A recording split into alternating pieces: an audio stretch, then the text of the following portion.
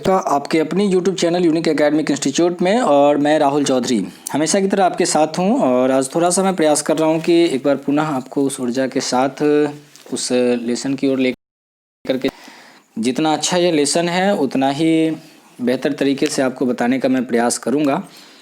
और इसके लिए ज़रूरी है कि अगर आपने अब तक मेरे चैनल को सब्सक्राइब नहीं किया है तो इसको सब्सक्राइब करें और इसको लाइक भी करें, कमेंट भी करें, ताकि आपको निरंतर वीडियोस मिलते रहें। सीबीएसई बोर्ड क्लास 10th से मैं आज एक प्रोज सेक्शन से एक स्टोरी लेकर आया हूँ, थीव्स स्टोरी। तो प्रोज सेक्शन जो आपकी किताब है जो फुटप्रिंट्स विदाउट फीट, तो वहाँ से मैं इसको लेकर के आया हूँ, द थीव्स स्टोरी।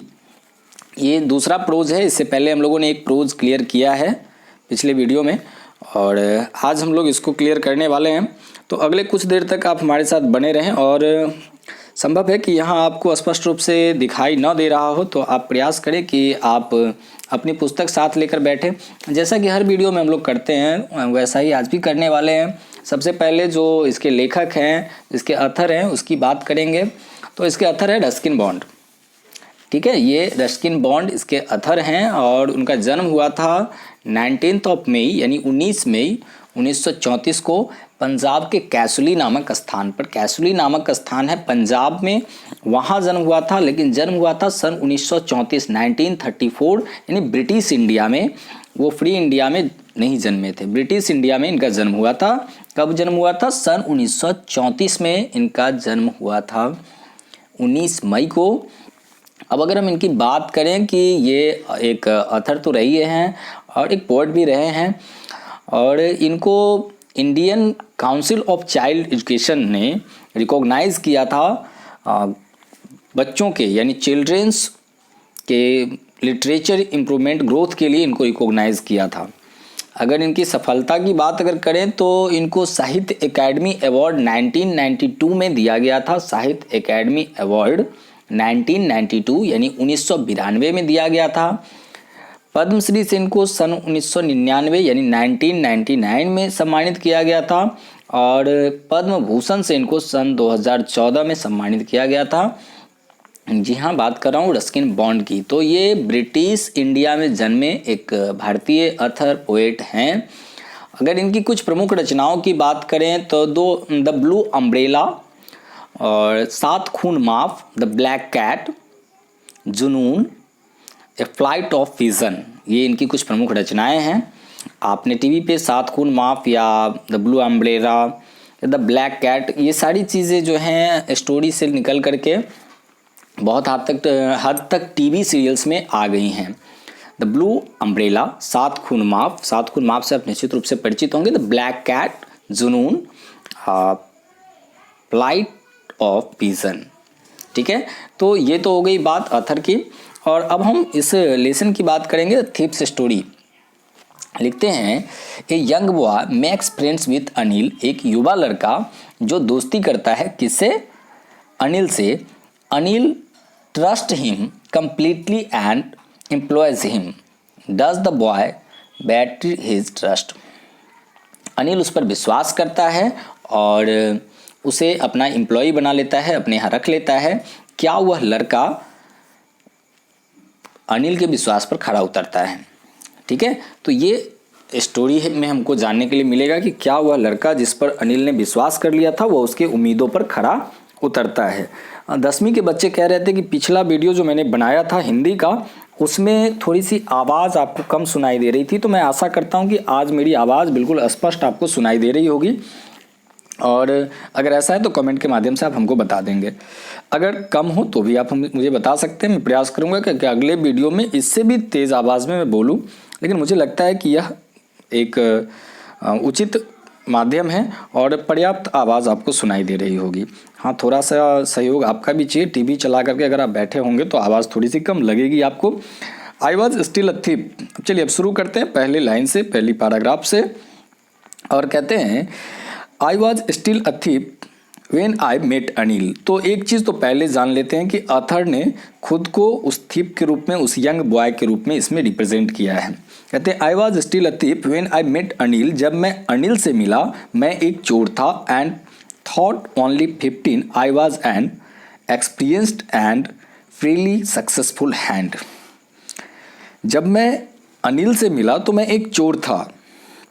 हालांकि मेरी अवस्था सिर्फ 15 वर्ष की थी, मैं 15 वर्ष का था, लेकिन फिर भी I was an experienced and freely successful hand, एक अनुभवी और काफ़ी सफल चोर था। सफल चोर कहने का तात्पर्य यह है कि जो बार बार पकड़ा न जाए, जो बार बार अपना हाथ साफ उसका था, काफ़ी तेज तरार चोर था जो पकड़ा नहीं गया था।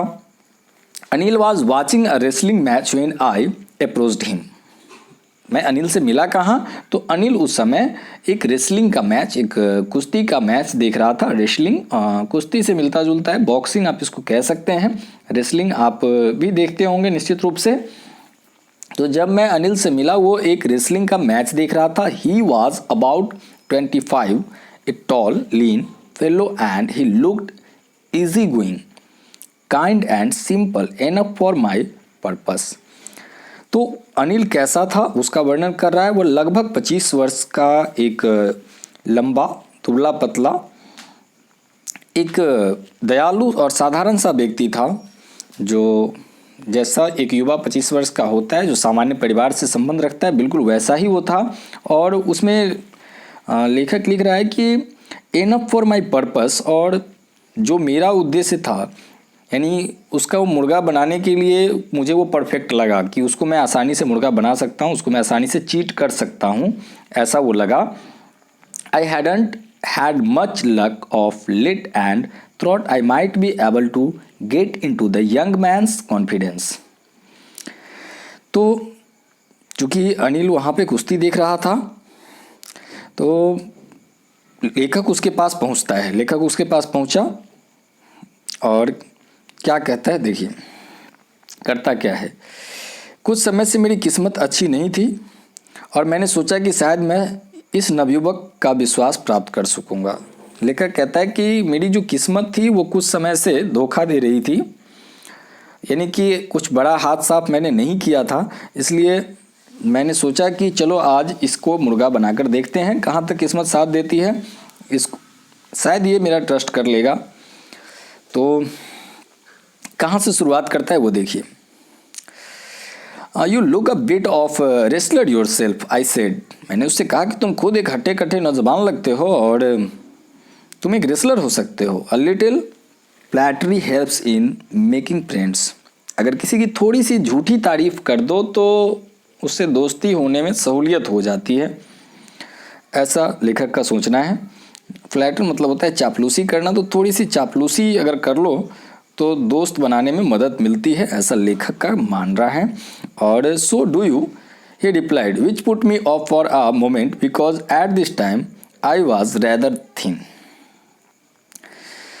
तुम भी वैसे ही दिखाई देते हो, उसने जवाब दिया, जिससे मुझे कुछ पल के लिए चुप कर दिया क्योंकि मैं उस समय काफी पतला था।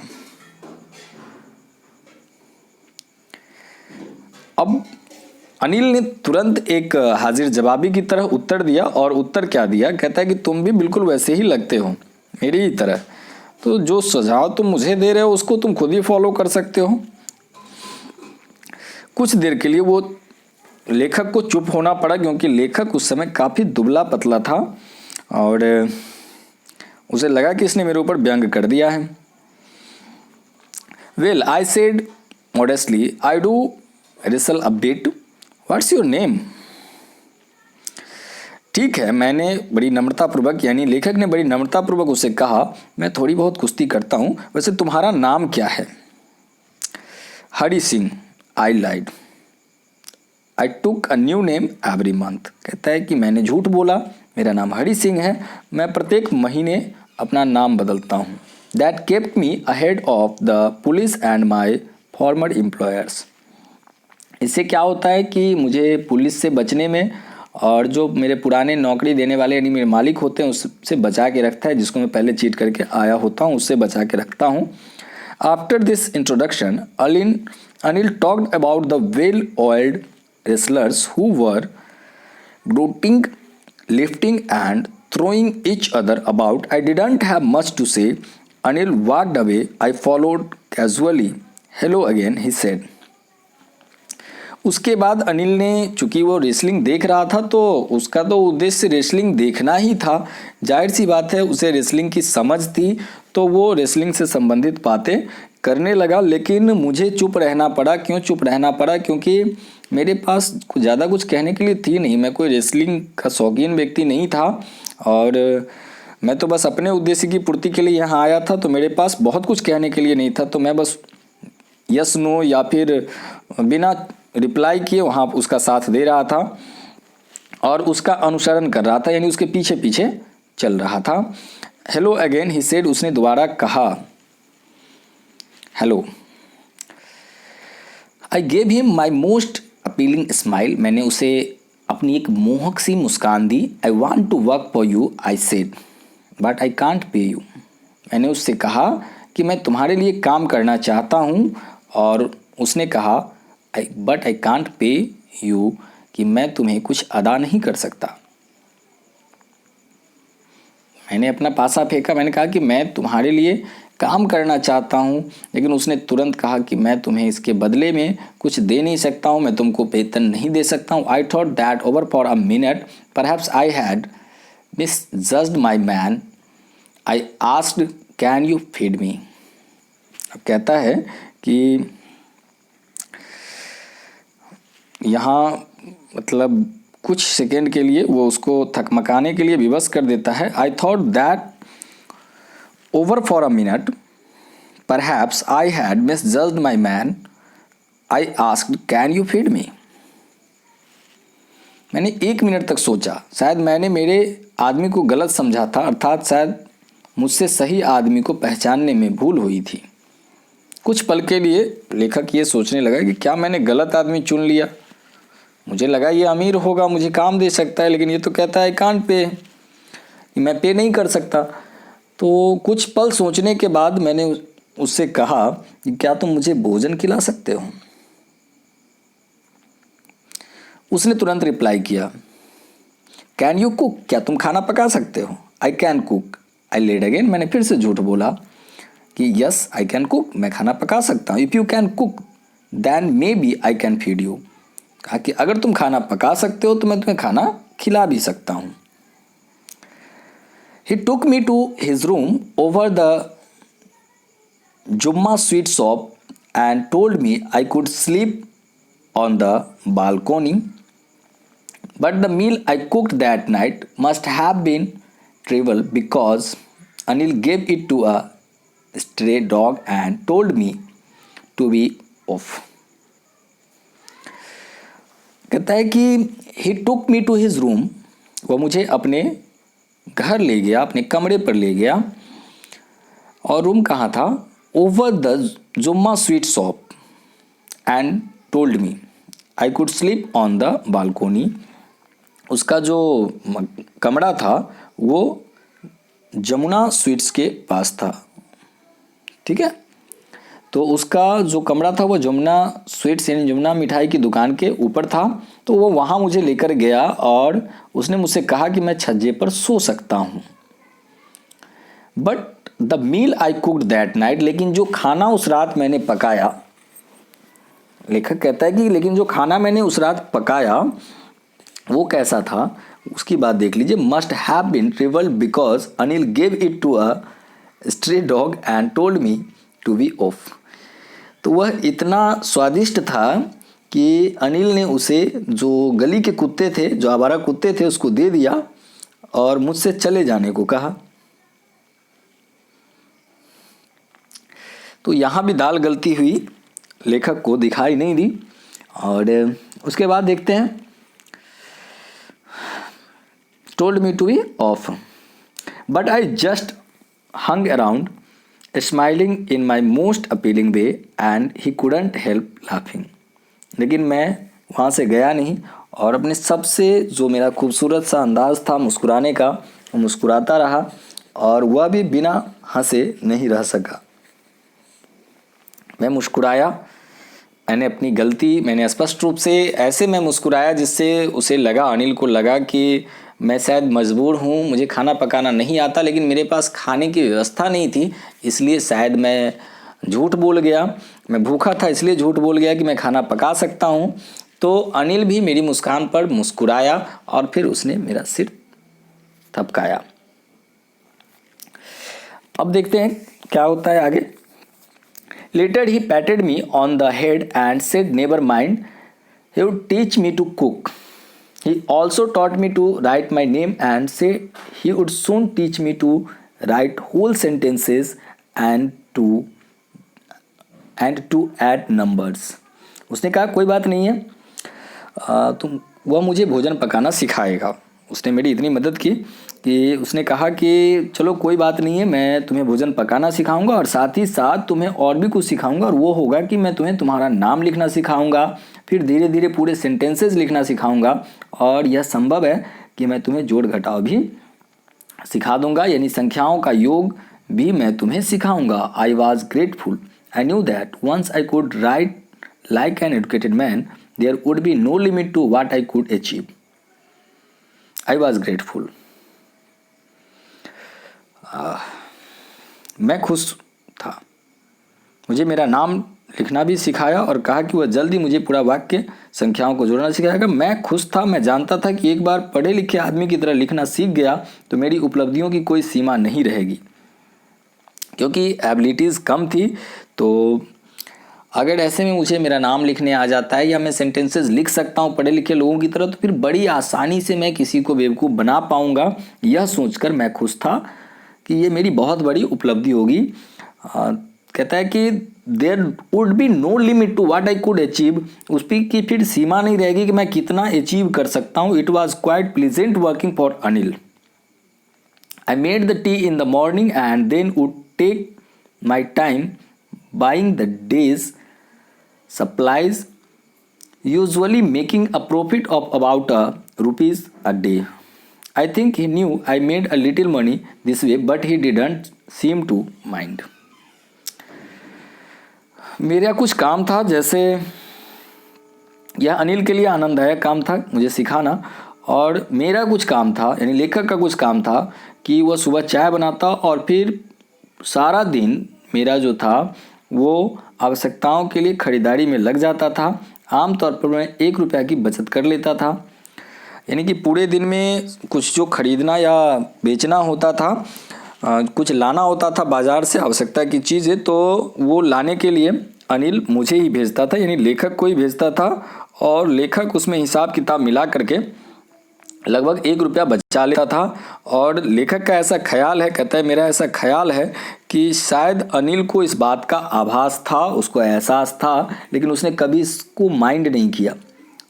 Anil made money by fits and starts. He would borrow one week, lend the next.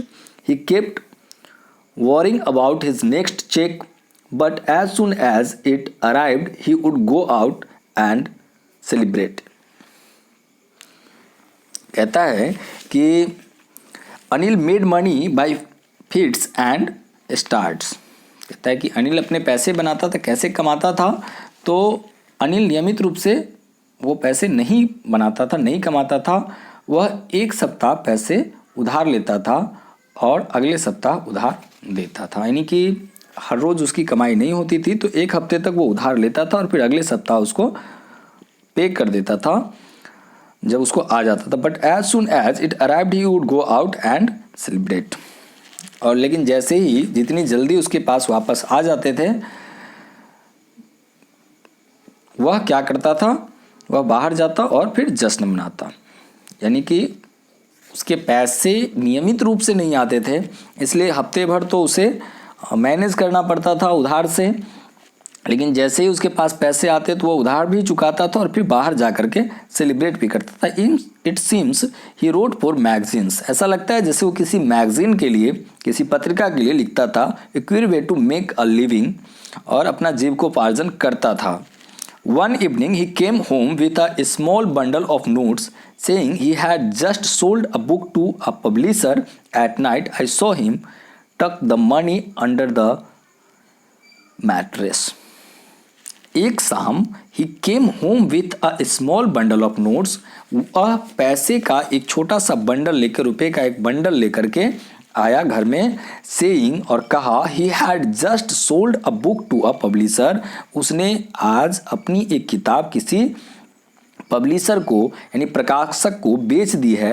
Eight night I saw, आज रात मैंने देखा, हिम उसे, took the money under the mattress, कि उसने पैसे को मैट्रेस यानी गद्दे के नीचे रख दिया है। I had been working for Anil for almost a month and apart from cheating on the shopping and not done anything in my line of work.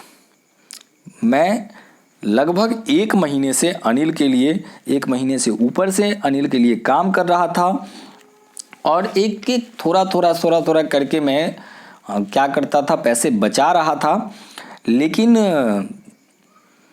मैंने कोई बड़ा हाथ नहीं मारा था। मैंने कोई भी काम अपने पैसे वाला नहीं किया था। जो मेरा पैसा था वो मैं नहीं कर पाया था अभी तक मुझे ऐसा कुछ हाथ लगा नहीं था और शायद मौका भी नहीं मिला था, क्योंकि अनिल के पास भी बहुत ज़्यादा पैसे उस हिसाब से मैंने देखे नहीं थे। तो छोटे छोटे, अब मान लो 1 रुपये प्रतिदिन बचा रहा था, 30 दिन में मैंने लगभग 30 रुपये बचा लिए होंगे, लेकिन कोई बड़ा हाथ साफ नहीं किया था। यानी कि जो मेरा पैसा था, ये हाथ साफ करो निकलो, ज़्यादा दिन तक एक जगह रुकना नहीं है, तो ऐसा कुछ मैंने नहीं किया था। I had every opportunity for doing so, आज मेरे पास मौका था, एक अपॉर्चुनिटी थी। Anil had given me a key to the door and I could come and go as I pleased, he was the most trusting person I had ever met. Anil ने मुझे अपने कमरे की एक चाबी दे रखी थी और मैं जब भी चाहता तो जा सकता था बाहर और आ सकता था, और शायद मैं जितने लोगों से मिला था उस सब में अनिल सबसे ज़्यादा ट्रस्ट करने वाला व्यक्ति था। कहता है and that is why it was so difficult to rob him, और शायद यही कारण था, वह इतना ट्रस्टेड पर्सन था, इतना ट्रस्ट करने वाला व्यक्ति था कि यह बहुत मुश्किल था कि उसको लूटा जा सके। It's easy to rob a greedy man, यह आसान है कि एक लालची आदमी को लूट लिया जाए, because he can afford to be robbed, क्यों? क्योंकि वह लूट जाना सहन कर सकता है। एक लालची आदमी को लूटना, एक चोर ऐसा कह रहा है कि एक लालची आदमी को लूटना तो आसान है क्योंकि वह उसको सहन कर सकता है, लेकिन उतना ही मुश्किल है एक ईमानदार आदमी को, एक लापरवाह आदमी को लूटना, क्योंकि वह इसको शायद सहन नहीं कर पाए। कहता है but it's difficult to rob a careless man, एक लापरवाह बेपरवाह आदमी को लूटना, जो किसी पे ट्रस्ट कर लेता हो, ऐसे व्यक्ति को लूटना बहुत मुश्किल है। Sometimes he doesn't even notice he has been robbed, and that takes all the pleasure out of the work. कभी कभी उसे ध्यान नहीं रहता कि उसे लूटा जा चुका है और इससे इस काम का सारा मज़ा खत्म हो जाता है। यानी वो ऑथर का कहना है कि अगर आप लूटना चाहते हो किसी को तो इसके लिए भी ये ज़रूरी है कि आपके पास लूटने के तरीके हों।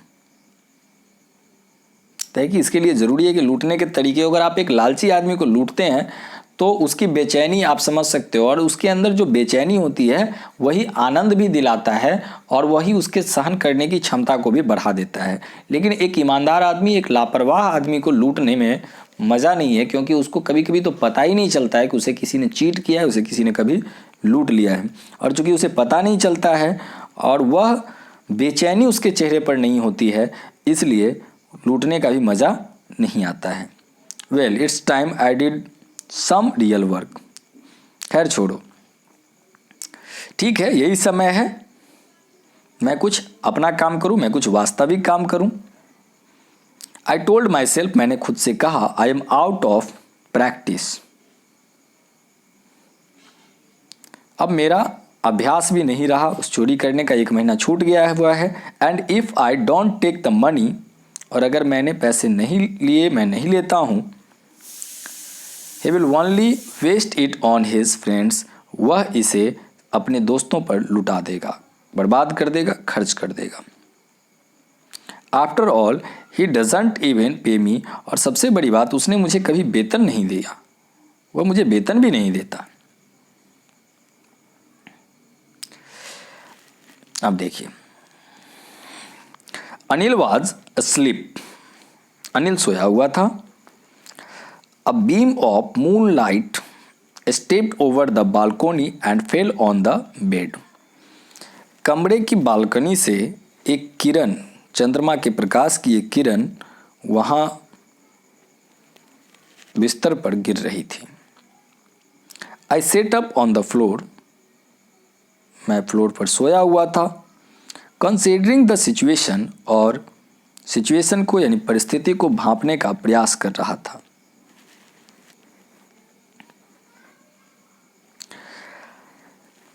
If I took the money, अगर मैं पैसे लेता हूँ, I could catch the 10:30 express to Lucknow. और ये सोच रहा था कि अगर मैं पैसे लेता हूँ और 10:30 की एक्सप्रेस पकड़कर लखनऊ चला जाता हूँ. Sleeping out of the blanket I crept up to the bed. Anil was sleeping peacefully. His face was clear and unlined. Even I had more marks on my face. Thought mine were mostly scars. मैं कंबल से बाहर निकलकर मैं बिस्तर तक रेंगता हुआ गया जहां पैसा रखा हुआ था, गद्दे के नीचे, मैट्रेस के नीचे. अनिल शांतिपूर्वक सो रहा था. कहता है कि अनिल वाज स्लीपिंग पीसफुली, बड़ी शांति से सो रहा था. His face was clear and unlined. उसका चेहरा बिल्कुल शांत था और किसी प्रकार की चिंता नहीं थी, बिल्कुल वह चिंताहीन था. और even I had more marks on my face, जबकि मेरे चेहरे पर चिंता की लकीरें ज़्यादा थी. Thought mine were mostly scars. हालांकि मेरे ज़्यादातर जो निशान थे वो घाव के थे. हो सकता है चोरी करते हुए कभी पकड़ा गया हो, पिटा गया हो और वो घाव रह गए हो. My hand slid under the mattress searching for the notes when I found them. मेरा हाथ रुपए तलाशने के लिए गद्दे के नीचे गया और जब मुझे वे मिले मैंने बिना आवाज़ किए उन्हें निकाल लिया. I drew them out without a sound. मैंने उन्हें बिना आवाज़ के निकाल लिया. Anil signed in his sleep and turn on his side towards me. Anil ने नींद में एक लंबी सांस ली और मेरी तरफ करवट कर ली.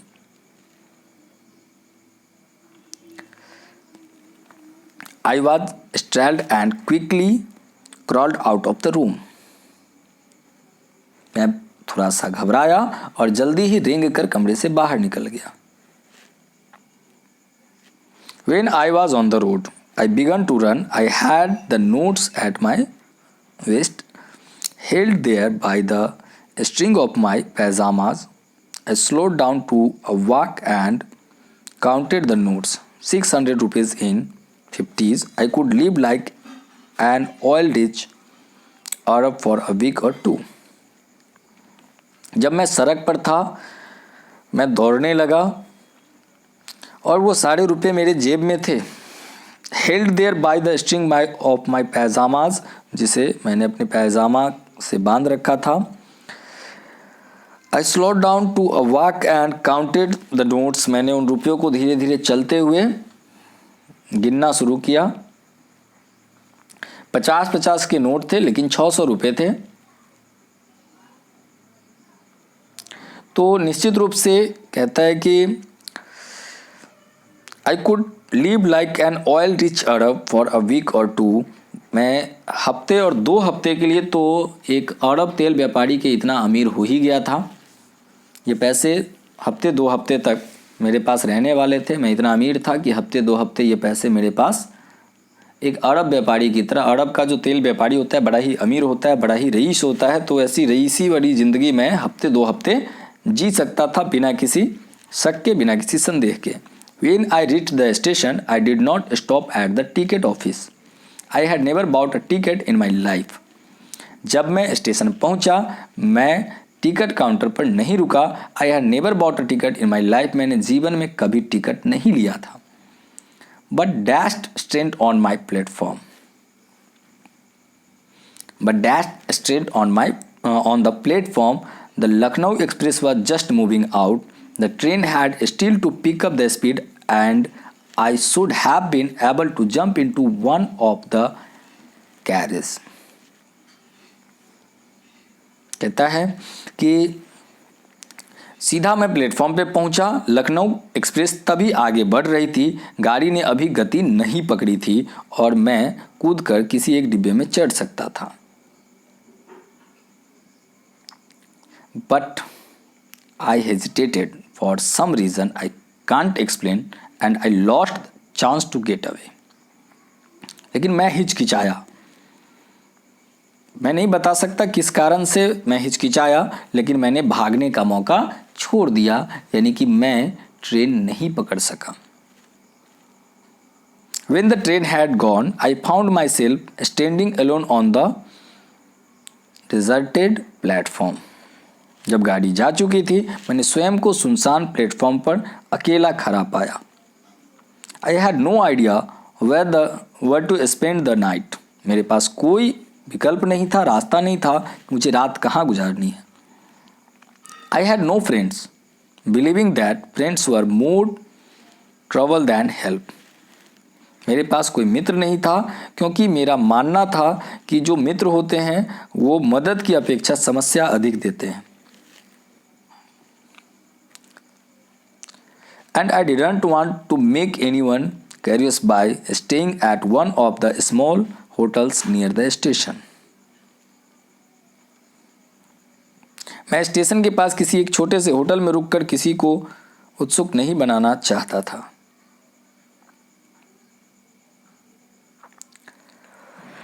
यानी अब वो इस दुविधा में है कि ट्रेन छोड़ दिया है, छूट नहीं गई है, उसने ट्रेन को छोड़ दिया है और अब वह सोच रहा है कि वो जाए तो कहाँ जाए, क्योंकि उसका तो कोई मित्र है ही नहीं, उसने कभी किसी को मित्र बनाया ही नहीं। और क्यों नहीं बनाया? क्योंकि उसे ऐसा लगता है कि मित्र जो होते हैं वो मदद जितनी करते हैं उससे ज़्यादा परेशानी खड़ी करते हैं। और कहते हैं I did not want to make anyone curious by staying at one of the small hotels near the station. और वह स्टेशन के नज़दीक किसी होटल में रुककर किसी को उत्सुक नहीं बनाना चाहता था, यानी वहाँ वो नहीं रुकना चाहता, तो वो नहीं चाहता था कि इससे किसी की उत्सुकता बढ़ेगी, ये कौन है और होटल में क्यों रुक रहा है। The only person I knew really well was the man I had robbed. केवल एक व्यक्ति था जिसे मैं वास्तव में जानता था और जिसे मैंने अभी अभी लूटा था। लिविंग द स्टेशन, मैंने स्टेशन छोड़ा। I walked slowly through the बाजार, और धीरे धीरे मैं बाजार की तरफ बढ़ने लगा। In my short career as a thief, मेरे छोटे से कैरियर यानी कि एक चोर के रूप में मेरे छोटे से जीवन में, I had made a study of men's faces when they had lost their goods. मैंने कई लोगों के चेहरे पढ़े थे, मैं कई लोगों के चेहरे पढ़ चुका था जब उनका सामान खो चुका होता था। The greedy man showed fear, जो लालची लोग होते हैं वो भय दिखाते हैं। The rich man showed anger, और जो अमीर लोग होते हैं वो गुस्सा दिखाते हैं। The poor man showed acceptance, और जो गरीब लोग होते हैं वह स्वीकृति जताते हैं, स्वीकारोक्ति दिखाते हैं। But I knew that Anil's face when he discovered the theft would show only a touch of sadness. लेकिन मैं जानता था, मैंने ऐसा महसूस किया था कि अनिल का चेहरा जब उसे चोरी का पता चलेगा उदासी की एक झलक भर दिखाएगा, पैसे खो देने पर नहीं परंतु विश्वास खो देने पर। उसके चेहरे पर सिर्फ उदासी होगी। Not for the loss of money, पैसे जाने का दुख नहीं होगा, but for the loss of trust, लेकिन दुख होगा विश्वास जाने का, ठगे जाने का। I found myself in the maidan and set down on a bench. मैं इस उधेर बुन में सोचता हुआ आगे बढ़ता गया और मैंने पाया कि मैं एक मैदान में हूँ और वहीं पर मैं एक बेंच पर बैठ गया। The night was chilly, it was early November. चूँकि यह शुरुआती नवंबर का महीना था इसलिए रात जो थी वो थोड़ी थोड़ी सर्द थी। चिली यानी कि सर्दी भरी रात थी। And light drizzled added to my discomfort.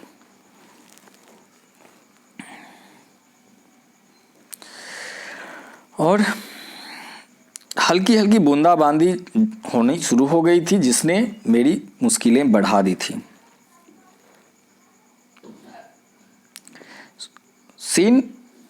Soon it was raining quite heavily और कुछ ही देर में तेज बारिश होने लगी। My shirt and pajamas stuck to my skin and a cold wind blew the rain across my face. मेरी कमीज, मेरा पैजामा मेरी त्वचा से चिपक गया और एक ठंडी हवा मेरे चेहरे पर बारिश के थेपड़े मारने लगी। यानी बारिश से मैं पूरी तरह भीग चुका था।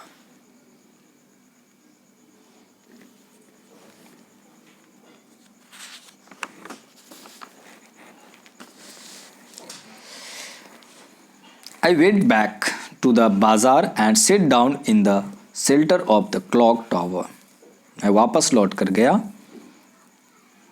जो घंटा घर था उसके आश्रय में मैं बैठ गया।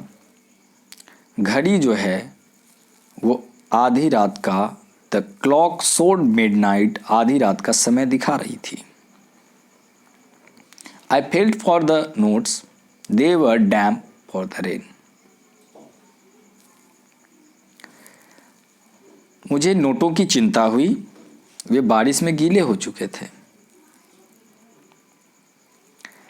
Anil's money in the morning he would probably have given me 2 or 3 rupees to go to the cinema. But now I had it all. Anil के पैसे सुबह वह शायद 2 और 3 रुपये सिनेमा जाने के लिए देता, लेकिन अब यह सारे पैसे मेरे पास हैं।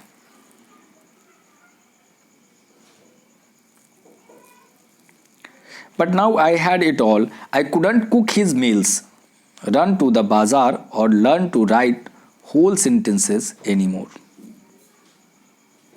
मैं उसका भोजन नहीं पका सकता, उसके लिए बाजार नहीं जा सकता और पूरा वाक्य पढ़ना और लिखना नहीं सीख सकता।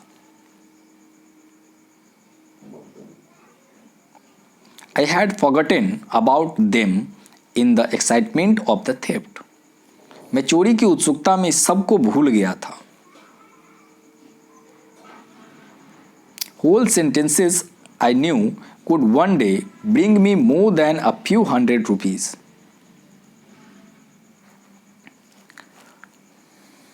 मैं जानता था कि पूरे वाक्य लिखने की कला एक दिन मेरे लिए कुछ 100 रुपये से ज़्यादा लेकर आ सकते हैं। It was a simple matter to steal. चोरी करना एक बहुत ही साधारण बात है। And sometimes just a simple to be caught, और कभी कभी पकड़े जाना उतना ही साधारण बात है। But to be a really big man, a clever and respected man was something else. लेकिन एक बड़ा आदमी बनना, होशियार और इज्जतदार आदमी बनना, इस सब से कुछ अलग है और कुछ बड़ा है।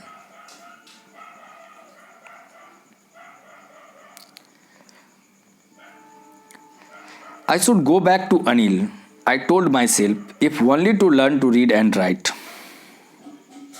तो मुझे वापस अनिल के पास लौट जाना चाहिए, मैंने स्वयं से कहा, केवल इसलिए ताकि मुझे पढ़ना और लिखना आ जाए। मैं पढ़ना लिखना चाहता हूँ, इसलिए मुझे अनिल के पास लौट जाना चाहिए। यह विचार लेखक के मन में आया। I hurried back to the room, feeling very nervous, for it is much easier to steal something than to return it.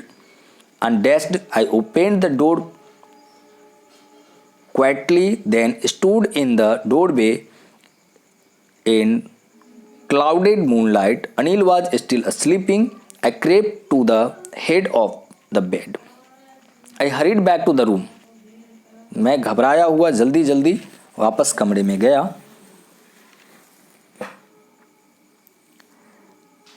Feeling very nervous, मैं बहुत घबराया हुआ था। For it much easier to steal something than to return it undetected, क्योंकि किसी चीज़ को चुराना जितना ही सरल है, बिना पकड़े गए उस सामान को वहाँ रखना उतना ही मुश्किल है। इन क्लाउडेड मूनलाइट, बादल भरी मूनलाइट में Anil was still asleep, Anil अभी भी सो रहा था। I crept to the head of the bed and my hand came up with the notes. मैं सिरहाने तक रेंग कर गया और नोट लिए हुए हाथ को बाहर निकाला। मैंने उसकी सांसों को मेरे हाथ पर महसूस किया। I felt his breath on my hand. I remained still for a minute. I remained still for a minute, then my hand found the edge of the mattress and slipped under it with the notes.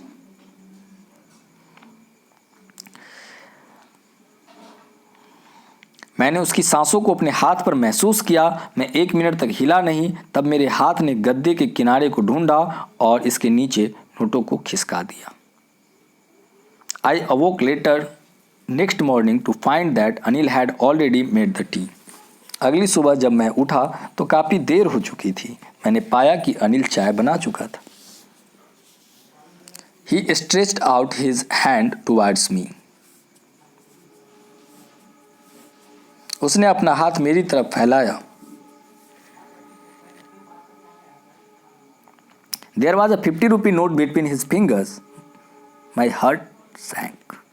उसके उंगलियों के बीच 50 रुपये का एक note था। मेरा हृदय टूट गया। I thought I had been discovered. मैंने महसूस किया कि मेरी चोरी पकड़ी गई है। I made some money yesterday, he explained. उसने बताया कि मैंने कल कुछ रुपए कमाए थे। Now you will be paid regularly, my spirits rose. अब तुम्हें नियमित रूप से वेतन अदा किया जाएगा। But when I took the note, लेकिन जब मैंने नोट को देखा, I saw it was still wait from the night's rain. वह रात की वर्षा के कारण अभी तक गीला था।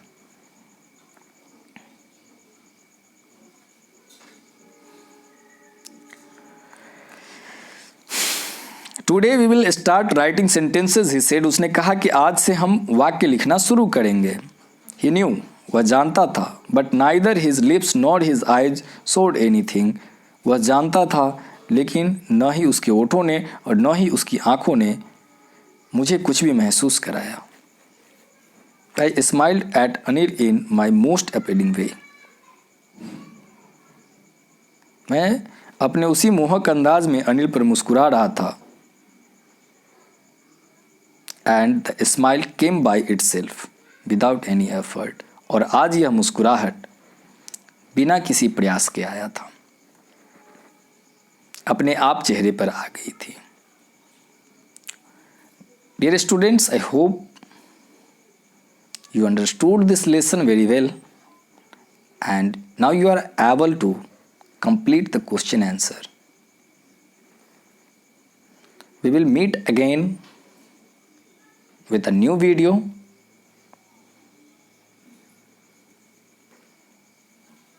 Thanks a lot.